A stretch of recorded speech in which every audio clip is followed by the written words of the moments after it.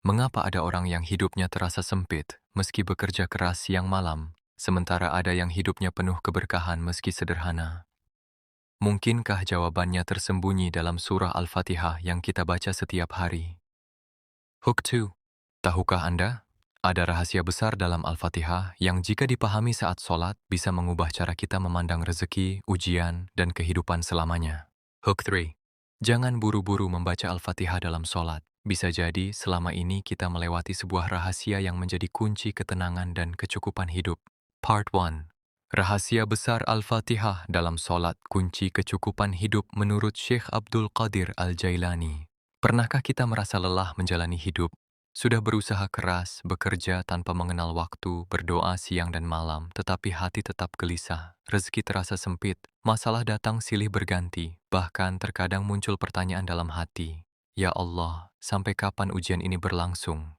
Jika Anda pernah merasakan hal itu, ketahuilah bahwa Anda tidak sendirian. Banyak manusia menghabiskan hidupnya mencari ketenangan ke berbagai arah. Ada yang mengejarnya melalui harta, jabatan, popularitas, bahkan pujian manusia. Namun semakin dikejar, semakin jauh rasa tenang itu. Padahal Allah telah meletakkan sebuah rahasia besar yang begitu dekat dengan kita. Rahasia yang dibaca berulang kali setiap hari. Rahasia yang hadir dalam setiap rakaat sholat. Rahasia itu adalah surah Al-Fatihah. Surah yang sering kita baca, tetapi belum tentu kita renungi maknanya. Dalam berbagai nasihat yang dinisbatkan kepada Syekh Abdul Qadir Al-Jailani rahimahullah, beliau sering mengingatkan bahwa jalan menuju Allah bukan hanya melalui banyaknya amal, tetapi melalui hadirnya hati ketika beribadah. Karena itu, Al-Fatihah bukan sekadar bacaan pembuka sholat. Ia adalah dialog antara seorang hamba dengan Rabb-Nya. Rasulullah Shallallahu Alaihi Wasallam bersabda dalam hadis qudsi bahwa Allah berfirman, "Aku membagi solat antara aku dan hambaku menjadi dua bagian, dan bagi hambaku apa yang ia minta." Kemudian ketika seorang hamba membaca, "Alhamdulillahirabbil alamin," Allah menjawab, "Hambaku telah memujiku." Saat membaca, "Ar-Rahmanir Rahim," Allah menjawab, "Hambaku telah menyanjungku." Dan seterusnya hingga akhir surah Al-Fatihah. Bayangkan, setiap kali kita membaca Al-Fatihah, sebenarnya kita sedang berbicara langsung dengan Allah. Namun seringkali lisan kita membaca, sementara hati kita sibuk memikirkan urusan dunia, memikirkan pekerjaan, memikirkan hutang, memikirkan masalah rumah tangga, memikirkan orang yang menyakiti kita. Akhirnya Al-Fatihah hanya menjadi rangkaian kata yang lewat begitu saja tanpa meninggalkan bekas dalam jiwa. Padahal di dalamnya terdapat kunci terbesar kecukupan hidup. Mengapa demikian? Karena Al-Fatihah mengajarkan sesuatu yang sangat mendasar. Sebelum meminta apapun kepada Allah, seorang hamba diajarkan untuk mengenal siapa Tuhannya. Surah ini dimulai dengan pujian. Segala puji bagi Allah Tuhan seluruh alam. Artinya, kita diingatkan bahwa segala sesuatu berada dalam kekuasaan Allah. Rezeki kita ada dalam genggamannya. Kesehatan kita ada dalam genggamannya. Kebahagiaan kita ada dalam genggamannya. Bahkan setiap detik kehidupan kita berada dalam pengaturannya. Ketika keyakinan ini benar-benar tertanam dalam hati, maka perlahan kegelisahan akan berkurang. Mengapa? Karena kita sadar bahwa hidup ini tidak berjalan secara acak. Tidak ada satupun ujian yang luput dari pengawasan Allah. Tidak ada satupun kesulitan yang terjadi tanpa hikmah. Dan tidak ada satupun rezeki yang akan tertukar dengan milik orang lain. Inilah awal dari kecukupan hidup. Bukan banyaknya harta, bukan besarnya penghasilan, tetapi hati yang yakin bahwa Allah adalah sebaik-baik pengatur kehidupan. Saat seseorang sampai pada keyakinan ini, ia tidak lagi mudah iri kepada manusia. Imam tidak lagi berlebihan mengejar dunia. Ia tidak lagi merasa hidupnya paling menderita. Karena ia tahu Rabb yang mengurus langit dan bumi juga sedang mengurus dirinya. Dan inilah pelajaran pertama dari Al-Fatihah yang sering terlupakan. Bahwa sebelum meminta jalan keluar dari masalah, sebelum meminta rezeki yang luas, sebelum meminta kehidupan yang lebih baik, kita harus terlebih dahulu mengenal siapa Allah yang kita mintai pertolongan. Sebab ketika pengenalan kepada Allah semakin kuat, maka rasa takut kepada dunia akan semakin kecil. Dan ketika rasa takut kepada dunia semakin kecil, hati akan menemukan ketenangan yang selama ini dicari. Setelah Allah mengajarkan kita untuk memujinya melalui ayat, Alhamdulillahirabbil alamin, maka Allah melanjutkan dengan dua namanya yang agung, Ar-Rahmanir Rahim, yang maha pengasih lagi maha penyayang. Banyak orang membaca ayat ini setiap hari, bahkan puluhan kali dalam sehari melalui sholat wajib dan sunnah. Namun tidak sedikit yang belum benar-benar menyelami lautan makna yang terkandung di dalamnya. Padahal di balik dua nama Allah ini tersimpan rahasia besar yang mampu mengubah cara seseorang memandang hidup. Mengapa? Karena salah satu penyebab terbesar manusia tenggelam dalam kesedihan adalah ketika ia merasa sendirian, merasa tidak diperhatikan, merasa dilupakan, merasa doanya tidak didengar, merasa Allah jauh darinya. Perasaan inilah yang sering menjadi pintu masuk keputusasaan. Ketika usaha belum membuahkan hasil, ketika penyakit tak kunjung sembuh, ketika rezeki terasa sempit, ketika rumah tangga diuji, ketika orang-orang yang dicintai pergi meninggalkan kita, saat itulah setan mulai membisikkan berbagai prasangka buruk. Allah tidak peduli kepadamu, doamu tidak akan dikabulkan. Kamu sudah terlalu banyak dosa, hidupmu tidak akan berubah. Padahal semua bisikan itu adalah kebohongan. Dan Allah menghancurkan semua kebohongan tersebut melalui dua namanya yang mulia, Ar-Rahmanir Rahim. Para ulama menjelaskan bahwa Ar-Rahman menunjukkan luasnya kasih sayang Allah yang meliputi seluruh makhluk. Matahari yang terbit, udara yang kita hirup, air yang kita minum, tubuh yang sehat, makanan yang kita nikmati. Semua itu merupakan bentuk kasih sayang Allah kepada hamba-hambanya. Sedangkan Ar-Rahim menunjukkan kasih sayang khusus yang Allah berikan kepada orang-orang beriman. Kasih sayang yang bukan hanya dirasakan di dunia, tetapi juga akan terus mengalir hingga akhirat. Inilah yang sering tidak kita sadari. Ketika sebuah ujian datang, kita langsung menganggap bahwa Allah sedang murka kepada kita. Padahal belum tentu demikian. Bisa jadi justru ujian itu adalah bentuk kasih sayang Allah. Seorang anak kecil mungkin menangis ketika dibawa ke dokter untuk diobati. Ia mengira orang tuanya tega. Padahal justru karena cinta, orang tuanya rela melihat anaknya menangis demi kesembuhannya. Begitu pula dengan kehidupan. Tidak semua yang menyakitkan adalah keburukan. Dan tidak semua yang menyenangkan adalah kebaikan. Terkadang Allah menunda sesuatu karena Dia sedang mempersiapkan sesuatu yang lebih baik. Terkadang Allah menutup satu pintu agar kita tidak masuk ke dalam keburukan yang tidak kita ketahui. Terkadang Allah mengambil sesuatu dari kita agar hati kita kembali kepadanya. Syekh Abdul Qadir Al-Jailani rahimahullah sering menasihati agar seorang hamba tidak berburuk sangka kepada Allah ketika ujian datang. Karena seorang mukmin sejati memahami bahwa semua keputusan Allah lahir dari kasih sayangnya. Mungkin kita tidak memahami hikmahnya hari ini, tetapi suatu saat nanti kita akan melihat betapa sempurnanya pengaturan Allah. Lihatlah kembali perjalanan hidup Anda. Berapa banyak hal yang dulu Anda tangisi, namun sekarang justru Anda syukuri karena tidak terjadi. Berapa banyak keinginan yang dulu tidak terkabul, namun ternyata Allah menggantinya dengan sesuatu yang jauh lebih baik.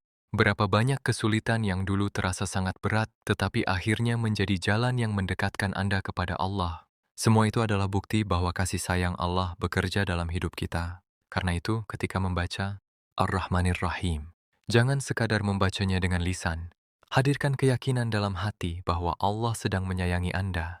Ya, bahkan di tengah ujian yang sedang Anda alami saat ini. Bahkan di tengah air mata yang mungkin sering Anda sembunyikan. Bahkan di tengah kesulitan yang membuat Anda lelah. Allah tidak meninggalkan Anda. Allah tidak melupakan Anda. Allah mengetahui setiap luka yang tidak mampu Anda ceritakan kepada siapapun. Allah mendengar setiap doa yang Anda panjatkan dalam diam. Dan Allah lebih sayang kepada Anda daripada kasih sayang seorang ibu kepada anaknya. Ketika keyakinan ini tumbuh dalam hati, maka keputusasaan akan perlahan menghilang.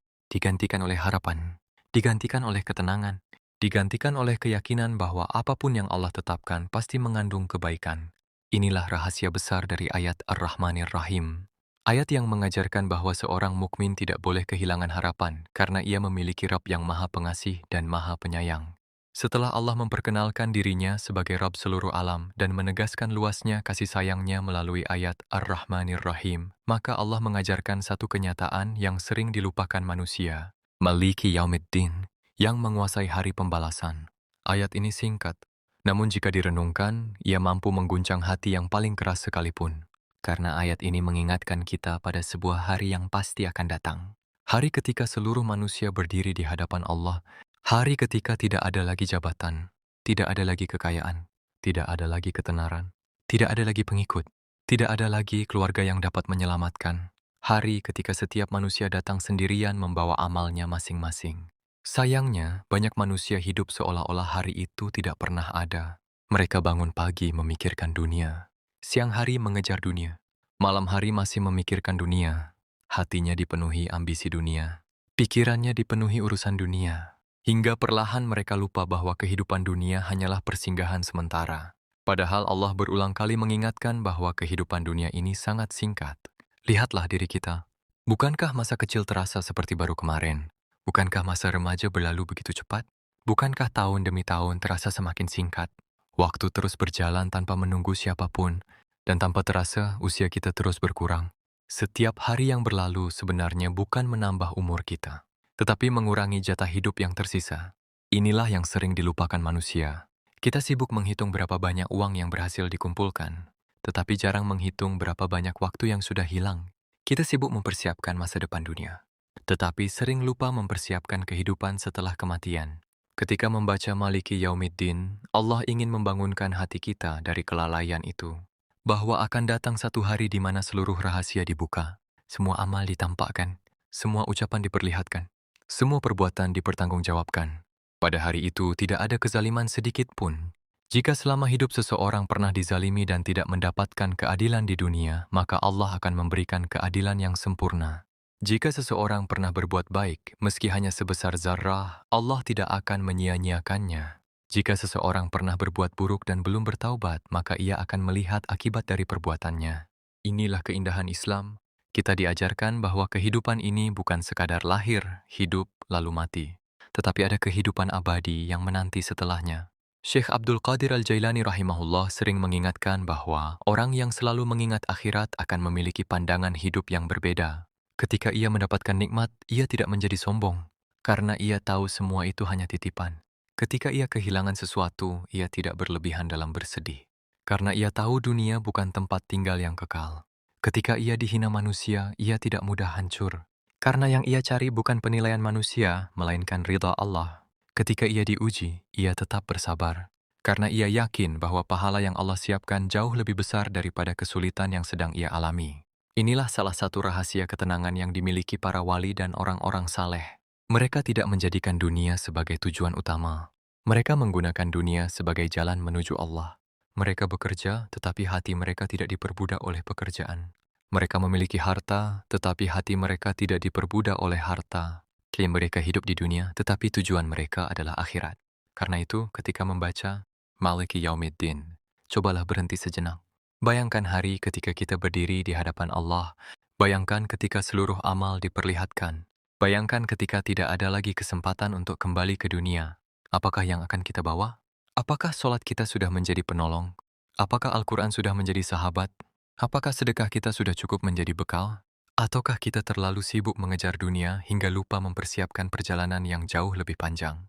Ayat ini bukan untuk menakut-nakuti, tetapi untuk menyadarkan bahwa hidup ini terlalu berharga jika dihabiskan hanya untuk urusan dunia, dan bahwa kebahagiaan sejati bukan terletak pada banyaknya yang kita miliki, melainkan pada sejauh mana kita dekat dengan Allah. Inilah rahasia besar dari Maliki Yaumiddin, ayat yang mengajarkan bahwa siapapun yang mengingat akhirat dengan benar, maka dunia tidak akan mampu menguasai hatinya. Setelah Allah mengajarkan tentang keagungannya, kasih sayangnya, dan mengingatkan tentang hari pembalasan, kini tibalah pada inti dari surah Al-Fatihah. Ayat yang disebut banyak ulama sebagai jantung Al-Fatihah. Ayat yang menjadi titik perubahan seorang hamba. Ayat itu adalah, Iyyaka na'budu wa iyyaka nasta'in.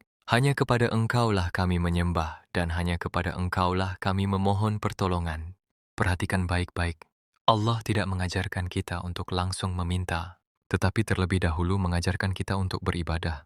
Karena banyak manusia ingin pertolongan Allah, tetapi lalai dalam ketaatan kepadanya. Mereka ingin hidupnya diberkahi, tetapi sholat sering ditunda. Mereka ingin rezekinya dilancarkan, tetapi masih meremehkan perintah Allah. Mereka ingin masalahnya diselesaikan, tetapi hubungan mereka dengan Allah justru semakin jauh. Padahal ayat ini mengajarkan sebuah prinsip yang sangat agung. Semakin dekat seorang hamba kepada Allah, semakin dekat pula pertolongan Allah kepadanya. Kalimat Iyyaka na'budu mengandung makna penghambaan total. Artinya kita mengakui bahwa hidup ini bukan milik kita. Kita adalah hamba, dan seorang hamba memiliki tugas utama, yaitu taat kepada Tuhannya. Di zaman sekarang, banyak orang merasa bebas melakukan apa saja yang mereka inginkan.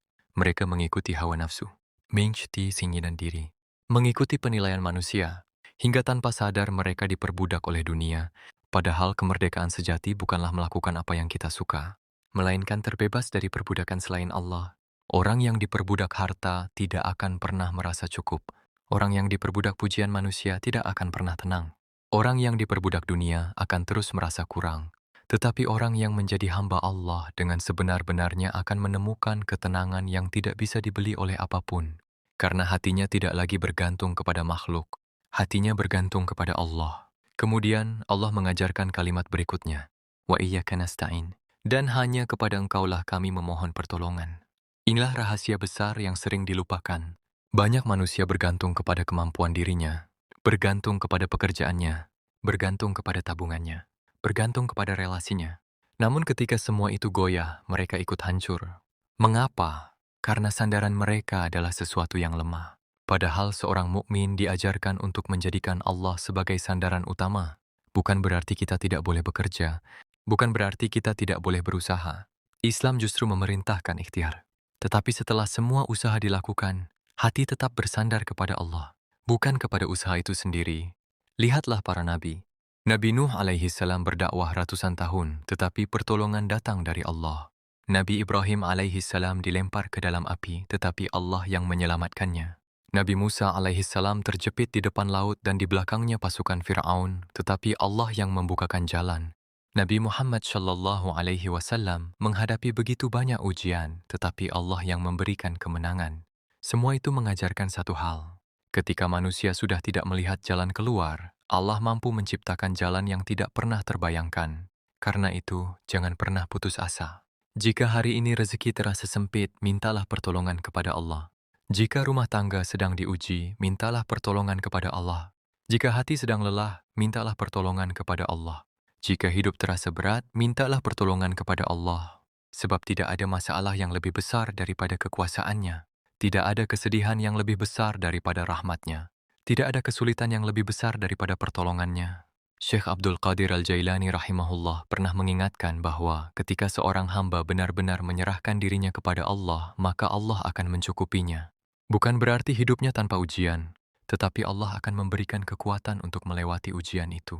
Dan seringkali yang kita butuhkan bukanlah hilangnya masalah, melainkan hati yang kuat untuk menghadapinya. Inilah rahasia kecukupan hidup yang sesungguhnya, bukan ketika semua keinginan terpenuhi, tetapi ketika hati merasa cukup dengan Allah. Karena siapa yang memiliki Allah, maka sesungguhnya ia telah memiliki segala sesuatu. Dan siapa yang kehilangan Allah, maka sebanyak apapun yang ia miliki, hatinya akan tetap merasa kosong. Inilah rahasia besar dari ayat, Iyyaka na'budu wa iyyaka nasta'in. Ayat yang mengajarkan bahwa sumber kekuatan terbesar dalam hidup bukanlah diri kita, melainkan Allah yang selalu siap menolong hambanya yang bersandar kepadanya. Rahasia ihdinas syirathal mustaqim. Doa terbesar yang menentukan keselamatan dunia dan akhirat. Setelah seorang hamba memuji Allah, mengakui kasih sayangnya, mengingat hari pembalasan, menyatakan penghambaan, dan memohon pertolongan hanya kepadanya, barulah ia diajarkan untuk meminta sesuatu. Dan permintaan pertama yang diajarkan Allah bukanlah harta, bukan jabatan, bukan kesehatan, bukan panjang umur, tetapi ihdinas syirathal mustaqim, tunjukilah kami jalan yang lurus. Mengapa? Karena Allah mengetahui bahwa kebutuhan terbesar manusia bukanlah kekayaan, bukan pula kesuksesan dunia, tetapi petunjuk. Sebab tanpa petunjuk, kekayaan bisa menjadi sebab kesengsaraan. Tanpa petunjuk, jabatan bisa menjadi jalan menuju kehancuran. Tanpa petunjuk, ilmu bisa melahirkan kesombongan. Tanpa petunjuk, seseorang bisa tersesat meskipun terlihat berhasil di mata manusia. Inilah rahasia besar yang sering tidak disadari.